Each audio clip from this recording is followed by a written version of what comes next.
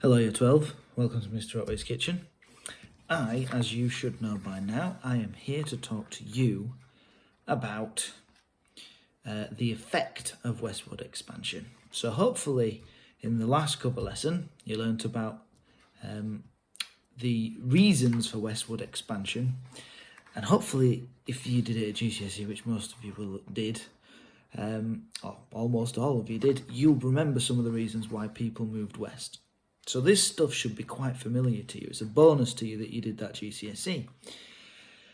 One of the big impacts, you're going to do a lot of reading for yourself on that one. But I'm going to talk you through some of the less obvious impacts, because you could well be asked about the impact that westward expansion had on the United States of America. And you can pause this as many times as you want. You can rewind. Hell, I'm in J6, teaching year 10. Just come and nip to the door and ask me if you need to ask me something. So, you might remember about manifest destiny.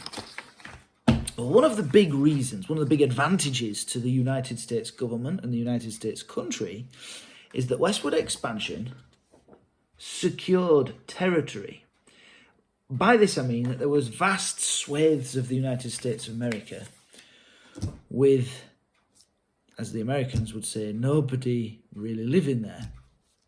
Native Americans were living there, of course, but they didn't really count because they weren't civilized. This was the view of the time. And it's not as though the Americans were desperately worried that France was just going to swoop in and take over these territories, because, of course, that probably wouldn't have happened by that stage. But there's always that sort of nagging doubt that if you just leave this bit empty, you haven't got control over it. You might lose control over it. So really, one of the big advantages of putting and encouraging people to go there is that it would secure that territory for the United States of America. Now, once you have secured these huge swathes of territory, this gives your economy access to vast quantities of raw materials. Of course, you will remember from GCSE about the discovery of gold deposits. There were other precious metals that were found that were useful for industry.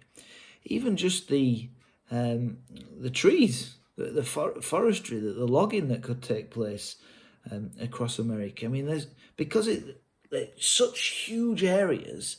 Within those areas, there would have been many things that would have been useful to the United States economy. And so they don't have to import it. If there's an abundance of raw materials, they're easy to get hold of. Raw materials become cheaper. It's all about supply and demand, as we know from British economics.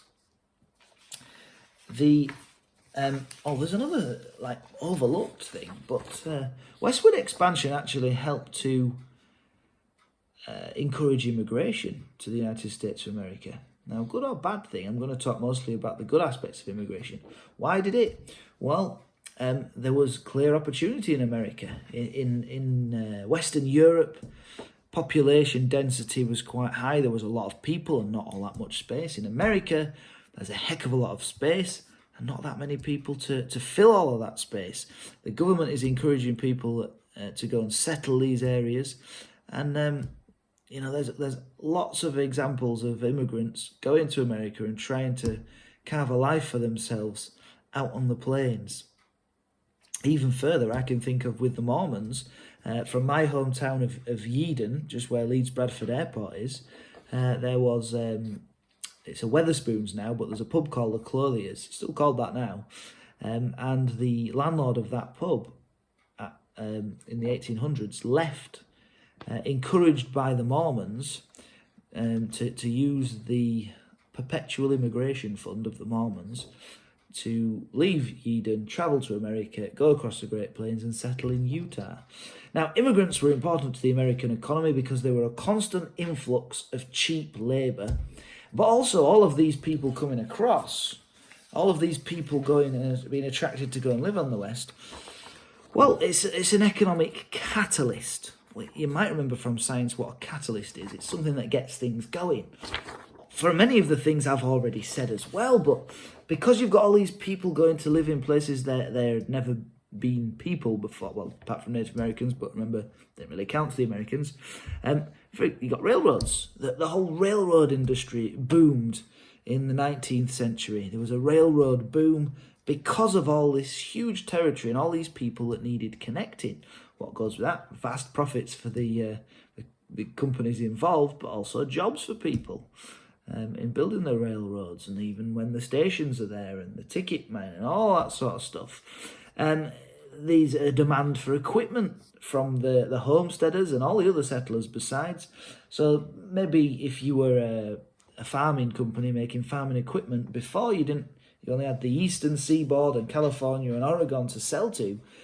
Once the settlement has happened across the central parts of America, you've got all of those places where you could potentially sell your things. Towns started to develop as well. There was often vast spaces between settlements, but where towns develop, you get shops, you get post offices, you get banks. So there's like new opportunities all across America for people to make money, and new markets too. And that means, as I said with the equipment, there's all of these people being attracted to the middle of America.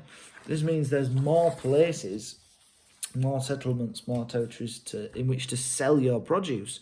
So this whole thing had a positive impact, certainly on the American economy. From the point of view of the American government, many of the American people, it was popular. The sort of the presidents who were in charge of this sort of thing, governments in charge, people wanted these opportunities.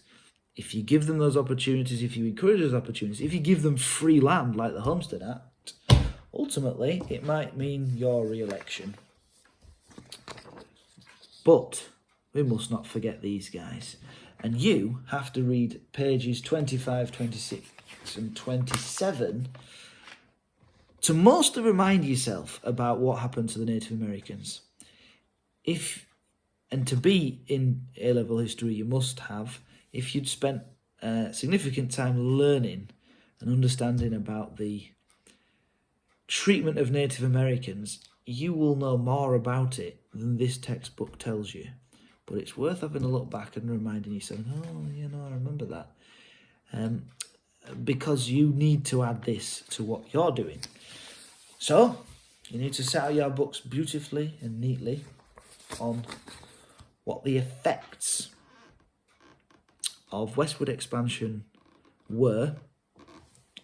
Most of the stuff I've just said you will not find in the textbook, and that's why I've taken the time to make this video to tell you. Some of the bits you might do, but the impact on Native Americans I've purposefully not told you. Well, I spent 2 years teaching many of you about it, and it's also in the textbook right there for you to have a read of. So do that yourself. It's got the Sand Creek Massacre, you've got the Battle of Little Bighorn, all sorts of other things. You've got some sources down there. You then need to upload the work that you've done to the Teams assignment that I have created, and please work hard on it. I hope you can see that I am working very hard for you, so I would appreciate your hard work in return, and I'm hoping that by next week I'll be able to teach you both units so that you're not going without. Alright, thank you very much. Hope that's useful. Come see me in J6 if you need me, because I'm happy to talk to you. Year 10 almost will be getting on with stuff, so that's no problem. You can even drop me an email if you don't want to come in if you're feeling shy. See you later. Night night. Bye.